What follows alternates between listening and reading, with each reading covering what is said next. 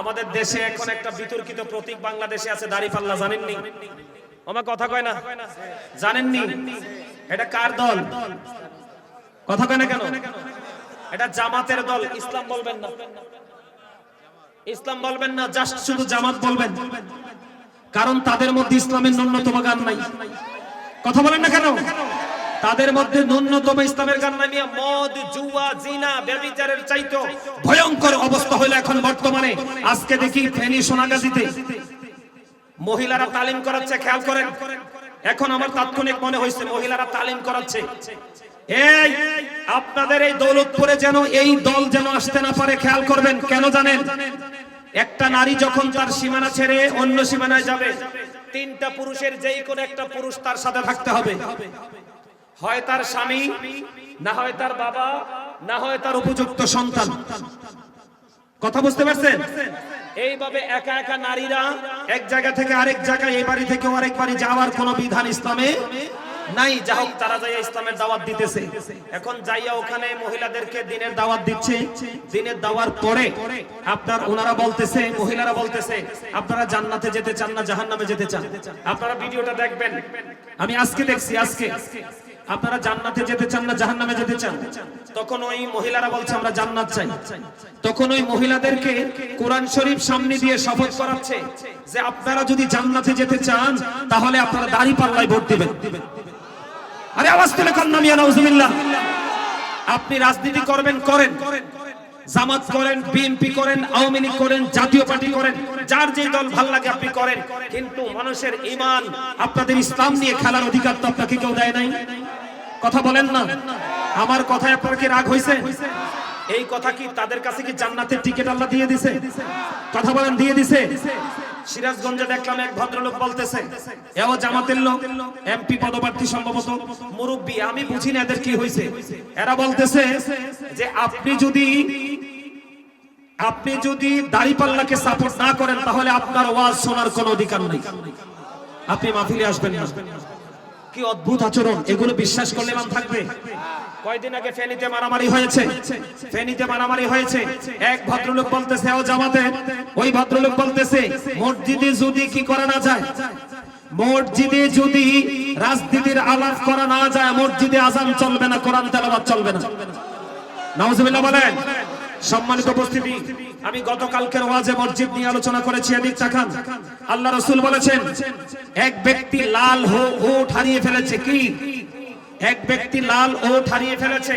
নবীজি নামাজরত অবস্থায় এক ব্যক্তি মসজিদে এসে ডেকে ডেকে বলছে, তোমরা কেউ কি আমার লাল ওটটা দেখেছো? তখন রাসূল নামাজ শেষ করে বলে দিলেন, তোমরা সবাই তার জন্য দোয়া করো, সে যেন তার লাল ওটটা খুঁজে না পায়। তার কারণ কি? কারণ তার লাল ওটের তালাশ করার জন্য মসজিদ বানানো হয় নাই, মসজিদ বানানো হয়েছে আল্লাহর জিকির করার জন্য। ঠিক কি না বলেন? আর যারা বলেন। সম্মানিত উপস্থিতি, ইয়া রাসূলুল্লাহ,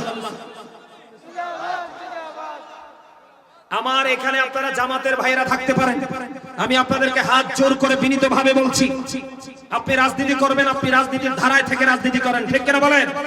কিন্তু ইসলাম নিয়ে, মুসলমানের ঈমান নিয়ে কি করতে পারবেন না। আমাকে প্রশ্ন করা হয়েছে, হুজুর আপনার হা না ভোট নিয়ে আপনার কি মন্তব্য? আমাকে বলা হয়েছে বাংলাদেশে গণভোট হবে, হা না হবে। হা না ভোট নিয়ে আপনার কি মন্তব্য? আমি হা না ভোটের পক্ষে নই। কেন হা না ভোটের পক্ষে নই আমি আপনাকে বলি। আপনি যদি হায়ের পক্ষে দেন তাহলে তারা সংস্কার করবে, কথা বলেন। আর যদি আপনি নায়ের পক্ষে দেন তাহলে তারা কি করবে? সনদ বাতিল হয়ে যাবে। কেন আমি হা না ভোটের পক্ষে নই আমি বলি, এটা আপনাদের জেনে রাখা দরকার। সম্মানিত উপস্থিতি, আমাদেরকে বলবে আমরা মূর্খ, আমরা বুঝি না। এই দেশ আপনার না, শুধু আমাদের সবার, ঠিক কিনা বলেন? এই দেশে যত শ্রেণীর মানুষ আছে সবারই বাংলাদেশ, ঠিক কিনা বলেন? এই মহান মুক্তিযুদ্ধের মাধ্যমে আমরা বাংলাদেশ পেয়েছি, ঠিক কিনা বলেন? এই দেশ আমার, আপনার সবার। দেশকে নিয়ে ভাবার দরকার সবার আছে। তার কারণ হলো I love my country and countries people. আমি আমার দেশ এবং দেশের মানুষকে ভালোবাসি, এটা আমার প্রেম, ঠিক কিনা বলেন? সম্মানিত উপস্থিতি, আমার দিকে তাকান। এই শেখ হাসিনা নামার পরে বাংলাদেশে অসংখ্য মাজার ভাঙা হয়েছে।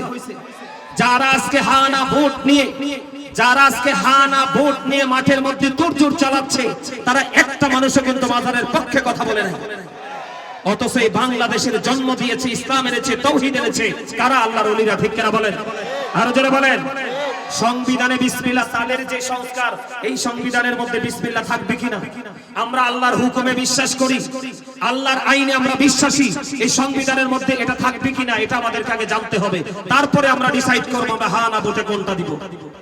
কথা বলেন না কেন? আরো জোরে বলেন, আরো জোরে। সম্মানিত উপস্থিতি, এই যে কয়েকদিন আগে একটা ছেলেকে হত্যা করা হয়েছে, হাদিকে মারা হয়েছে না? কথা বলেন না কেন? হাদিকে মারা হয়েছে, হাদির বিচার হয়েছে। এই একটা যুবক ছেলে মারা গেছে, যুব দলের একটা নেতা মারা গেছে, গুলি করে তাকে মেরে ফেলেছে, তার বিচার হয়েছে। তো কিসের সংস্কার?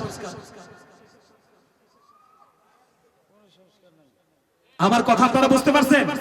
কি সংস্কার করবেন? আজকে কতদিন যাবত গ্যাস নাই, গত পরশুদিন আমার বাসায় গ্যাস নাই, সারা দিন আব্বা খোঁজে, বিকেল বেলা কোথা থেকে গ্যাস সিলিন্ডার আনছে, কোথায় গেল? এটা আমাদের খনিজ সম্পদ, কোথায় গেল? কথা কি বুঝতে পারছেন? সম্মানিত উপস্থিতি, ঈমানটা ধরে রাখা অত্যন্ত মুশকিল, অত্যন্ত ভয়ঙ্কর। এই জন্য আপনাকে আমাকে সচেতন হতে হবে। এই দেশ বাঁচাতে হলে আপনার সবাইকে ঘুম থেকে জাগতে হবে। আবেগ দিয়ে আমরা কাজ করতে চাই না, এই দেশের জন্য সবাই মিলে কাজ করতে চাই, তবে বিবেক দিয়ে। ঠিক কিনা বলেন? আরো জোরে বলেন। আবেগ কিছু সময় টিকে, আবেগ কিছু সময় টিকে, কিন্তু বিবেক চিরজীবন অমর। কথা বলেন। আমি যতক্ষণ পর্যন্ত ওয়াজগুলো করেছি, যারা বিবেকবান তারা ব্রেইনে সেটআপ দিবে। ঠিক কিনা বলেন? সম্মানিত উপস্থিতি, তারা যে বক্তব্যগুলো দিচ্ছে, একটার পর একটা বক্তব্য দিচ্ছে, ঈমান শেষ। যারা বিশ্বাস করবে তাদের ঈমান থাকবে না। ঠিক কিনা বলেন? আমি কিন্তু, আপনি আমাকে বলতে পারেন হুজুর আপনি কি রাজনীতি করেন? না, আমার জীবনে কোনোদিন আমি মিছিল মিটিং এ যাই নাই, আমি রাজনীতি করি না। কিন্তু যখন দেখলাম যে তারা মুসলমানের ঈমান নিয়ে ছিনিমিনি শুরু করেছে, তখন তো আর কথা না বলে উপায় কথা বলার উপায় আছে? এই জামাতের একজন নেতা, এমপি প্রার্থী, তার নাম ফয়জুল হক না কি জানি, সঠিক বলতে পারবো না। সে একটা উঠান বৈঠকে গেছে মানুষকে দিনের দাওয়াত দিতে। কি দিতে? যাইয়া বলতেছে সে সারা জীবন পাপ করছে, কিন্তু এখন যদি সে বিড়ি টানতে টানতে, স্মোকিং করতে করতে কেউ কি যাইয়া বলে যে তুমি দাঁড়িপাল্লায় ভোট দাও, এই কথাটা বললেই নাকি তার সব গুনাহ মাফ। কথা বলেন, এগুলো কি মুসলমানের কথা? এই মদ, জুয়া, জিনা, ব্যভিচার, গান, বাদ্যযন্ত্র, এইগুলোর পাশাপাশি আমাদেরকে এই জায়গাগুলোতেও সচেতন থাকতে হবে। ঠিক কিনা বলেন? সম্মানিত উপস্থিতি, আমার সময় শেষ, আমি নেমে যাব।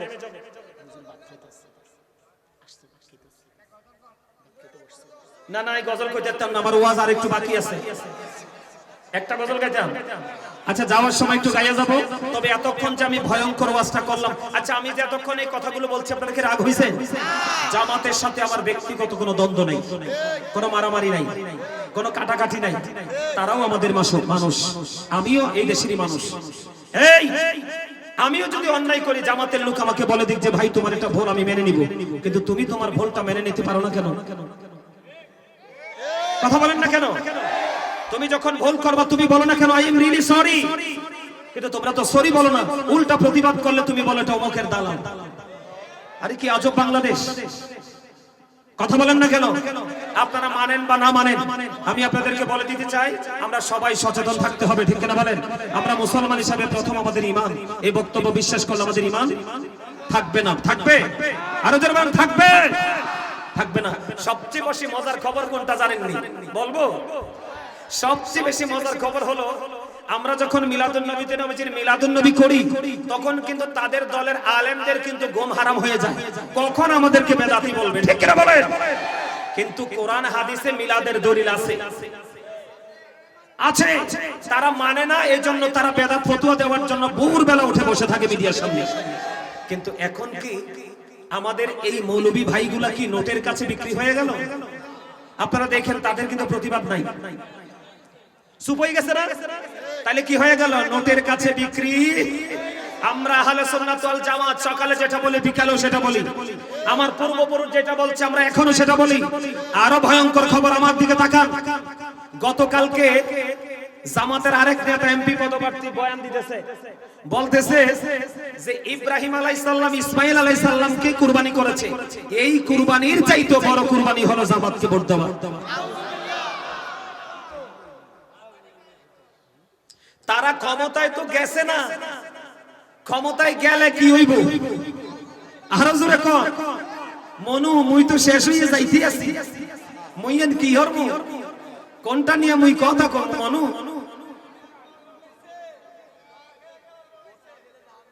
সম্মানিত উপস্থিতি, তা আমি তাদেরকে, জামাতের যারা বড় বড় লিডার আছেন, আমি আপনাদেরকে বলবো এই পাগলগুলোকে থামান, এখনই থামান, না হয় যতটুকু সম্মান আছে ততটুকু জাতির কাছে হারিয়ে ফেলবেন। কারণ বাংলাদেশের মানুষ অত স্টুপিড না যে আমি বললেই মেনে নিবে। কথা বলে না কেন? কোন মুরব্বীরা হাত তুলবেন না। আমি আমার যুবক ভাইদেরকে বলছি, তারা কিন্তু কোরআন হাদিসের সাথে সম্পৃক্ত নয়। যুবক ভাইরা, তোমরা বলো, নিরপেক্ষভাবে তোমরা বলো, মুসলমান হিসাবে এই বক্তব্য কি তোমাদের বিবেকের কাছে কি গ্রহণযোগ্য মনে হয়? এই যে কথাগুলো বললাম, এই তারা যে বক্তব্যগুলো দিয়েছে, এই বক্তব্য কি গ্রহণযোগ্য? এটা মানার মতো? যে জীবনে ইসলাম কি বোঝে না সেও এগুলো মানতে পারবে? অত্যন্ত কষ্টজনক কথায় মুসলমান ধ্বংস হওয়ার মতো কথা। আমরা তাদেরকে হেদায়েত আল্লাহ দান করুক, জোরে বলেন আমিন। এবার আসেন বন্ধু, এই যে যারা বন্ধু কি করতেছে, এই মানুষের ইমান নিয়ে শুনে মেনে খেলতেছে শুধুমাত্র দুনিয়ার ভোটের জন্য, চেয়ারের জন্য। চেয়ার কিন্তু চিরকাল অমর হয় না। আমরা দুনিয়ার লোভে পড়ে, দুনিয়ার প্রেমে পড়ে বন্ধু আমরা এত অন্যায় অপরাধ করতেছি, আমাদের জন্য ভয়ঙ্কর আযাব। এই অন্যায়গুলো থেকে আমাদেরকে বেঁচে থাকতে হবে, অন্যথায় জাহান্নামে যেতে হবে। আপনার আমার প্রাণের রাসূল বলে দিয়েছেন বন্ধু, জাহান্নামের আগুনটাকে আমার আল্লাহ বন্ধু 1000 বছর তাপ দিছে, আগুনের রং হয়ে গেছে সাদা। আর 1000 বছর তাপ দিয়েছে, আগুনের রং হয়ে গেছে লাল। আরো 1000 বছর তাপ দিয়েছে রে, রং হয়ে গেছে বন্ধু কালো। আমি আপনাদেরকে বলে দিতে চাই, ও বন্ধু, এই জাহান্নামের আগুন এই সর্বস্তরের অপরাধীর জন্য আমার আল্লাহ বরাদ্দ করে রেখেছে। আগুনটা তো ভয়ঙ্কর হবে, পৃথিবীর আগুনের চেয়ে 70 গুণ বেশি পাওয়ারফুল হবে বন্ধু। শুধু তাই নয় রে, সবচেয়ে বেশি কম আযাব হলো আগুনের একটা জোড়া জুতা পরিয়ে দেওয়া হবে। মাথার মগজটা বন্ধু তপ্ত হয়ে যাবে, টকবক টকবক করে উঠতে থাকবে। মানুষগুলো সেদিন কাঁদতে থাকবে, মানুষগুলো সেদিন চিৎকার করতে থাকবে। যেই সন্তানের জন্য, সেই সম্পদের জন্য তুমি দুনিয়ায় পাগল হয়ে গেছো, ঈমান আমলের বন্ধু তোয়াক্কা করো নাই, এই সন্তানের সম্পদ তোমার জন্য অভিশাপ হয়ে যাবে। আমার আল্লাহ কোরআন শরীফের 19 পারা সূরা শুআরা 88 নম্বর আয়াতে বলেছেন, ইয়াউমা লা ইয়ানফাউ মালু ওয়ালা বানুন। আমার আল্লাহ বলেছেন, ধন সম্পদ, সন্তান সন্ততি কোনোদিন কোনো কাজে লাগবে না। বন্ধু, আমি তোমাদেরকে বলে দেই রে, দুনিয়ার জন্য তুমি ধর্মে আঘাত করো না, দুনিয়ার জন্য তুমি ইসলামে আঘাত করো না, আল্লাহর বিধানের উপেক্ষা তুমি করো না। তোমাদেরকে সচেতন হতে হবে। এই কারণে বন্ধু, কাল হাসরের দিন তুমি কাউকে দোষ দিতে পারবে না। আমার আল্লাহ বলেছেন সূরা ইউনূসের 44 নম্বর আয়াতে, ইন্নাল্লাহা লা ইয়াজলিমুন নাসা শাইয়্যা ওয়ালাকিন্নান নাসা আনফুসাহুম ইয়াজলিমুন। আমার আল্লাহ বলেছেন, বান্দার উপর আল্লাহ জুলুম করে না, বান্দা নিজে নিজের উপর জুলুম করে। আল্লাহ বলেছেন, আল্লাহু লা ইউহিব্বুজ জালিমিন। যুবক, তোমরা খেয়াল করো, কখনো কোন মানুষের 500 টাকার জন্য, 1000 টাকার জন্য, একটা প্যাকেট বিরিয়ানির জন্য অন্য সব কুরবানি করলেও তুমি মুসলমান হিসাবে তোমার ঈমানকে তুমি বলি দিও না। আরে যুবক, দুনিয়াতে এসেছো তুমি একলা, যাবেও তুমি একলা, কবরে হিসাব তুমি দেবে একলা। আমার আল্লাহ বলেছেন, আল্লাহু লা ইউহিব্বুজ জালিমিন। আল্লাহ বলেছেন, জালেম অত্যাচারীকে আল্লাহ পছন্দ করে না। সবচেয়ে বড় দুঃখজনক কথা হলো বন্ধু, আমার আল্লাহ বলেছেন, আমার জালিমিন মিন আনসার। জালেমরা যখন বিপদে পড়ে যায়, আমার আল্লাহ বলেছেন, জালেমদের জন্য আল্লাহ কোনো সাহায্যকারীও রাখেনি বন্ধু।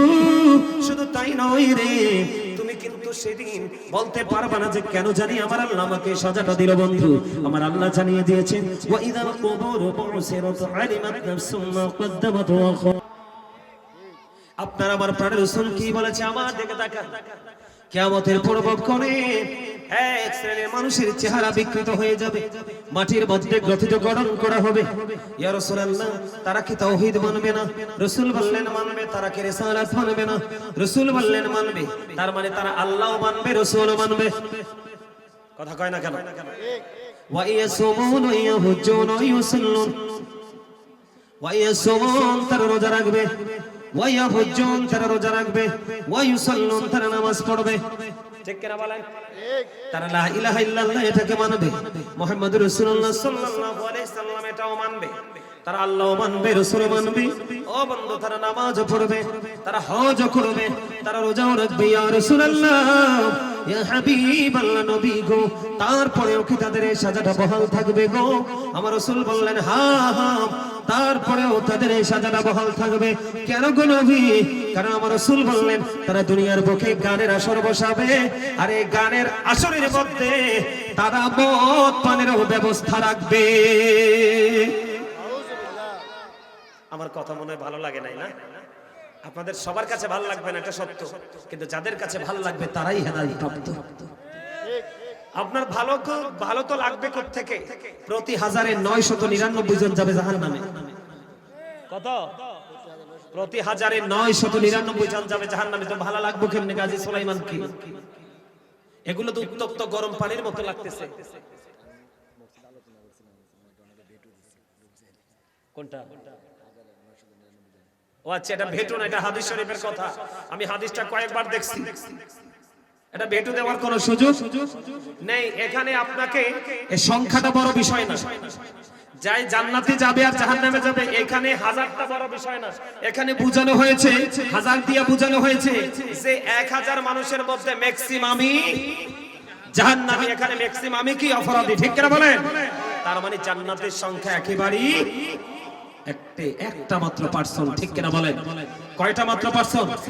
একটা মাত্র পার্সন। তো সবার কাছে কি এই কথাগুলো ভালো লাগবে? আরো জোরে কোন নাউজুবিল্লাহ বলেন। আপনি আল্লাহ মানলেন, রাসূল মানলেন, নামাজ পড়লেন, হজ করলেন, রোজা করলেন, তারপরেও আপনি গান বাদ্যযন্ত্র করলেন। আল্লাহ রাসূল বলছেন আপনার সাজা বন্ধ বহাল থাকবে।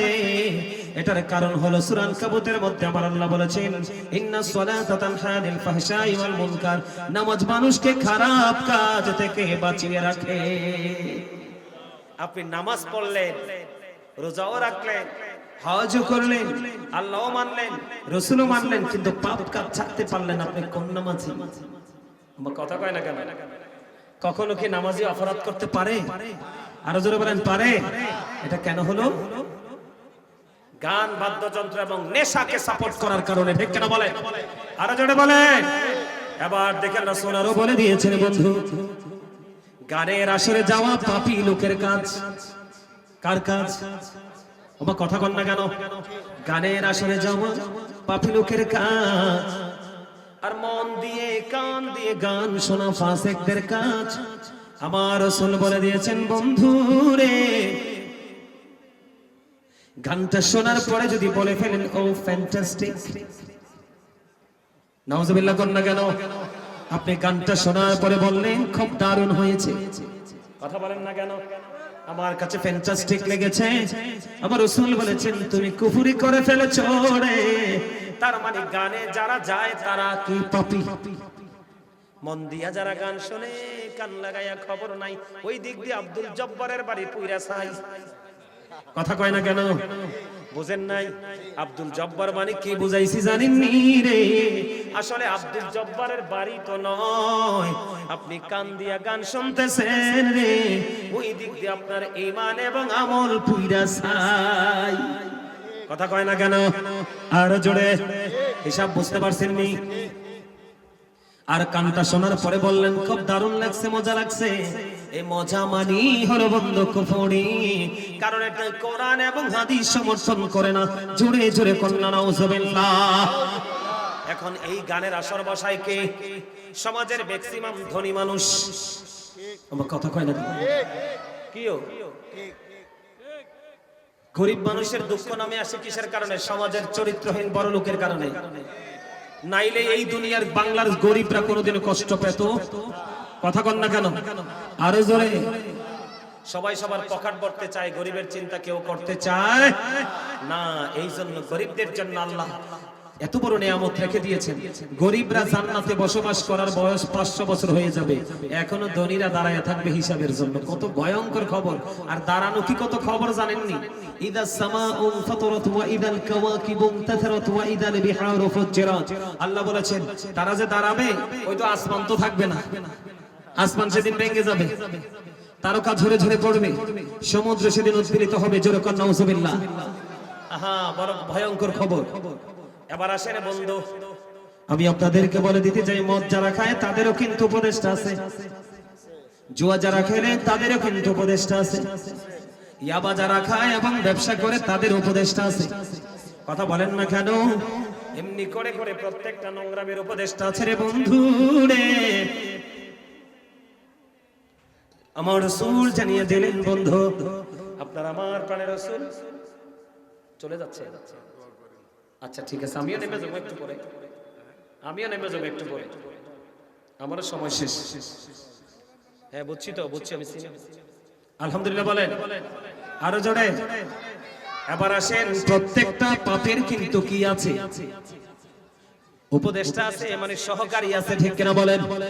সবচেয়ে বড় ভয়ঙ্কর বিপদ হলো বন্ধু, আপনার আমার প্রাণের রাসূল তিনি জানিয়ে দিয়েছেন, তুমি অপরাধ জানার পরেও তাকে সমর্থন করছো 2 টাকার জন্য, সুবিধার জন্য। আমার আপনার প্রাণের রাসূল বলেছেন, এতগুলো অন্যায় করো, এতগুলো অপরাধ তোমার চোখের সামনে কন্টিনিউ হলো, তুমি কোনোদিন প্রতিবাদ করোনি, তুমি কোনোদিন প্রতিহত করার চেষ্টা করোনি, তোমার অবস্থাটা কেমন হবে বন্ধু আমি আপনাদেরকে বলে দেই। আল্লাহ রাসূল বলেছেন, অপরাধ জানার পরেও বোঝার পরেও তুমি সাপোর্ট দিয়ে গেলে রে, আমার রাসূল বললেন তুমি যেন মুসলমান থেকে খারিজ হয়ে গেলে। তার মানে অপরাধী জানার পর আপনি তাকে সমর্থন করে যাচ্ছেন, কন্টিনিউ কি করে যাচ্ছেন? কন্টিনিউ আপনি সমর্থন করে যাচ্ছেন, আপনি মুসলমান থেকে খারিজ হয়ে গেলেন। নাউজুবিল্লাহ বলেন। এখন সমাজের সবাই মিলে মদ, জুয়া, ইয়াবা, যত নোংরা কাজ আছে এগুলো থেকে জাতিকে বাঁচানোর দরকার আছে না নাই? আরো জোরে বলেন। সম্মানিত উপস্থিতি, এখন তো মদ, জুয়ার চাইতেও বড় অভিশাপ তো আমাদের বাংলাদেশে শুরু হয়ে গেছে। ওমা কথা কয় না কিনলেন? আমি কি হক কথা একটু কইতাম নি, নাকি আপনারা সেটটা যাবেন, নাকি সেটটা গালি দিবেন? কইতে দেন। আরে আমার কালা ভাই এতে কি সুন্দর করে কইতাছে, কোন শুধু কোন আলহামদুলিল্লাহ, আলহামদুলিল্লাহ কোন। আরে কালা ভাই তুমি মানবানি কও, মানবা? কই হ মানবো বলে আলহামদুলিল্লাহ কোন। আজকে প্রায় 12টা 1টা বাজবে। কয়টা?